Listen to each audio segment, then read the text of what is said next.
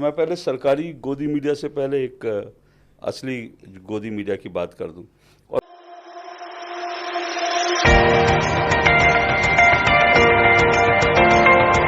और मैं कहता हूं जो आपने कहा पर्दा, मैं ये कहता हूं कि असली गोदी मीडिया, ये जो गोदी मीडिया हमको तो पर्दा आगे कर दिया ना, लेकिन असली गोदी मीडिया कौन सा है?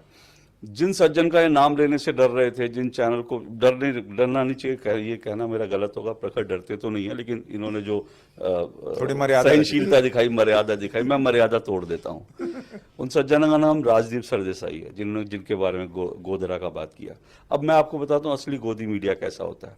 2008 में आप भी संपादक रहे, आप भी संपादक रहे, मैं भी इस पद पर हूँ। आप अपने किसी रिपोर्टर को भेजेंगे किसी स्टिंग ऑपरेशन के लिए, आपको मालूम होगा मेरा ये रिपोर्टर आके जो रिपोर्ट देता है वो सच है झूठ है। जिसके साथ आप 5 साल 10 साल 15 साल काम कर चुके हो, आपका एम्प्लॉई है, वो आपको झूठ आके नहीं बोलेगा। 2008 में आपको अच्छी तरह से याद होगा कैश फॉर वोट हुआ था, जिसमें संसद में उस वक्त न्यूक्लियर डील हुई थी अमेरिका के साथ, और लेफ्ट जो वामपंथी थे उन्होंने सरकार से हाथ खींच लिए थे, और मनमोहन सिंह की सरकार पूरी तरह से लेफ्ट के समर्थन में थी। उस वक्त जो है सरकार मनमोहन सिंह की 2008 में गिर जाती। लेकिन ठीक उसी वक्त क्या हुआ कि मनमोहन सिंह सरकार ने और कांग्रेस ने कुछ सांसदों की खरीद फरोख्त की, जिसमें अमर सिंह और ये लोग, इन लोगों का पूरा हाथ था। अब इसका पूरा, जब ये खरीद फरोख्त हो रही थी, इसकी पूरी सूचना मिली राजदीप सरदेसाई को, और उनकी टीम एक गई ये पूरी खरीद फरोख्त को शूट करने के लिए। उनके रिपोर्टर ने ये पूरी खरीद फरोख्त शूट कर ली। आप सोचिए कि संसद में वोटिंग होनी है, उसके पहले राजदीप सरदेसाई के हाथ में वो पूरा स्टिंग ऑपरेशन था, जिसमें कांग्रेस सांसदों को खरीद रही थी।